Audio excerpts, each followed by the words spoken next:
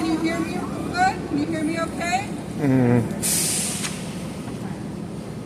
My name is Nerdeen Kiswani. I'm the founder and chair of Within Our Lifetime, and I am standing here today at the New York City press conference and rally where healthcare workers and allies are uniting for Gaza. We are joined by Doctors Against Genocide, Healthcare Workers for Palestine, and over 180 endorsing organizations. We are standing here on January 6th, the official day of calling out sick, the national day of calling out sick from genocide. We are joined by healthcare workers, medics, and New Yorkers who are gathering, calling out sick from genocide. We are demanding an immediate end to the genocide in Gaza and accountability for the systematic targeting of its healthcare system.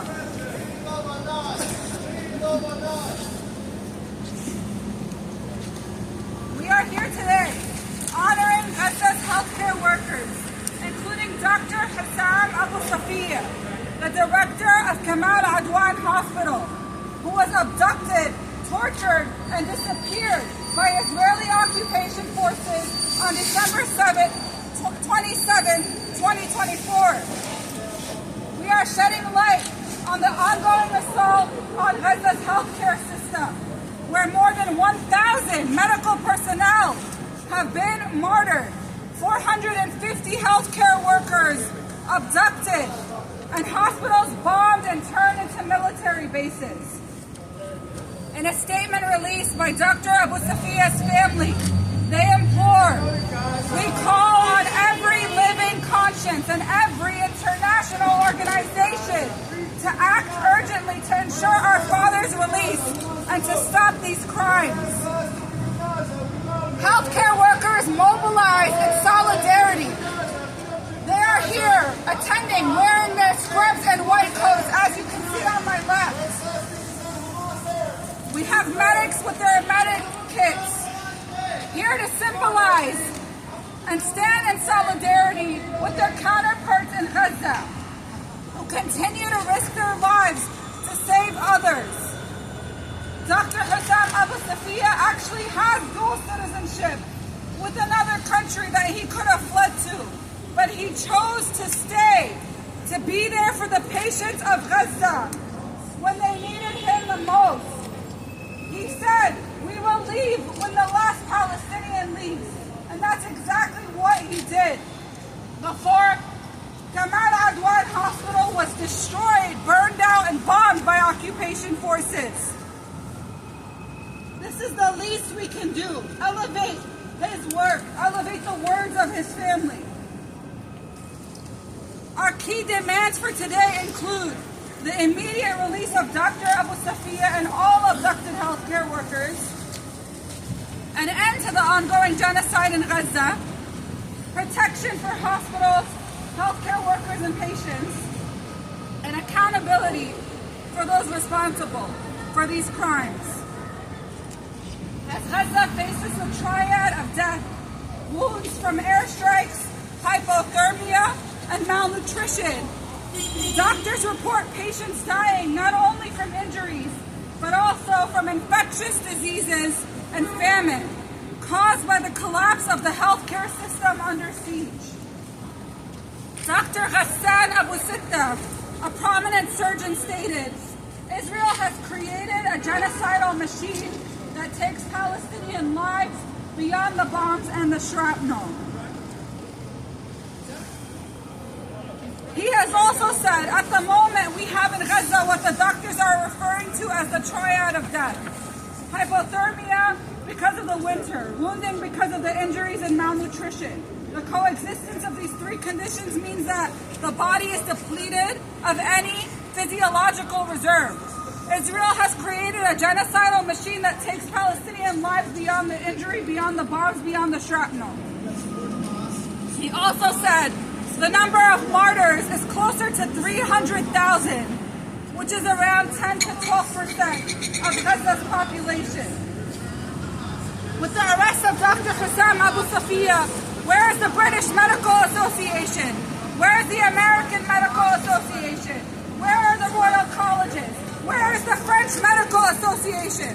As a health professional, you're shocked at how completely empty of any moral value these medical associations have become when they have become complicit in a televised genocide which targets doctors.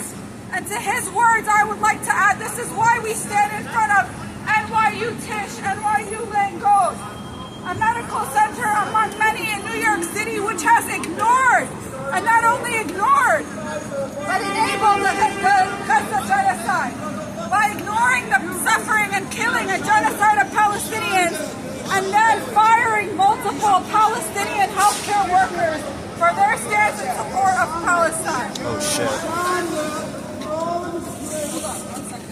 Can you not engage with that here? To the right? Nobody talk to them. Don't engage.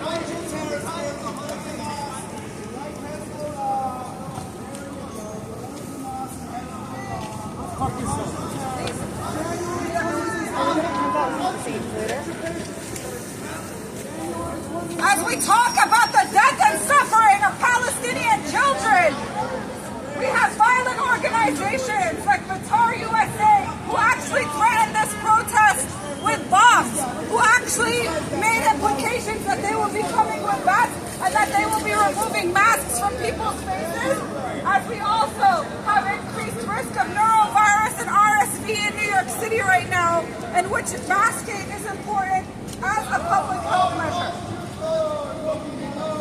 While they are allowed to assault us and allowed... And where is the NYPD? Why the NYPD allow those people to be here? With the head of the police. Yeah, because the NYPD... related to the NYU Tisch family as well, doing nothing to stop them.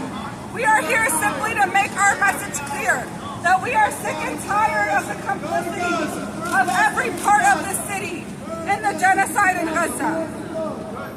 Gaza's healthcare system is on brink of total collapse.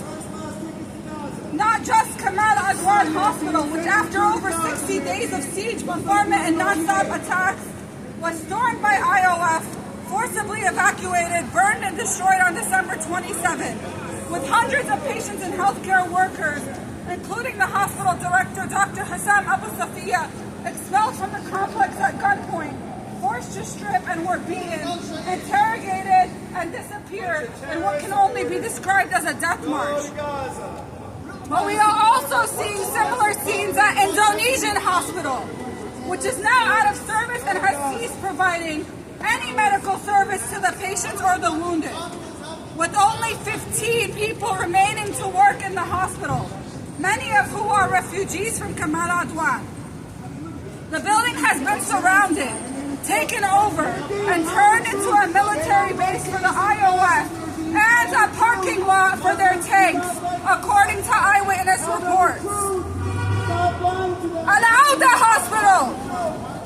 How about you all repeat after me? Can everyone repeat after me? Yes. Al-Auda Hospital! Al-Auda Hospital in Jabalia is currently under evacuation order by the IOF.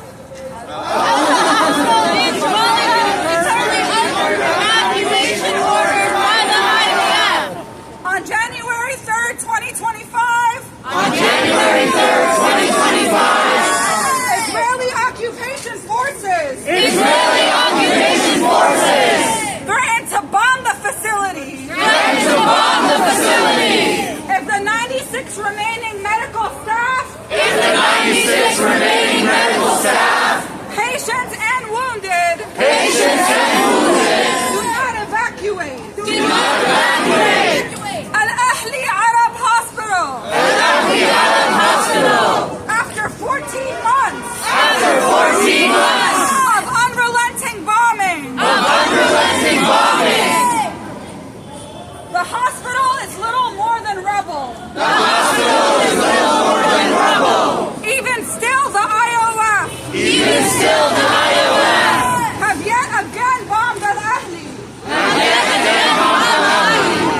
This time while medical students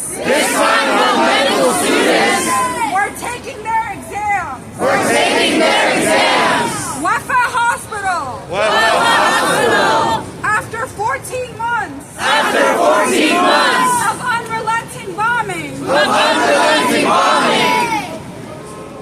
The IOF targeted and bombed. The upper floor. Of Wafa Hospital. In Gaza City. Resulting in the deaths.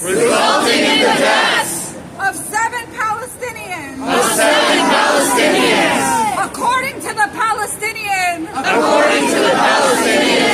Civil defense. And as we stand here. Talking about the systematic bombardment. Of Gaza's healthcare system. We know that it is this country. The United States of America. That is providing the weapons. Carrying out these attacks. Carrying out war crimes. One of Biden's final acts in office. Is an additional $8 billion sale.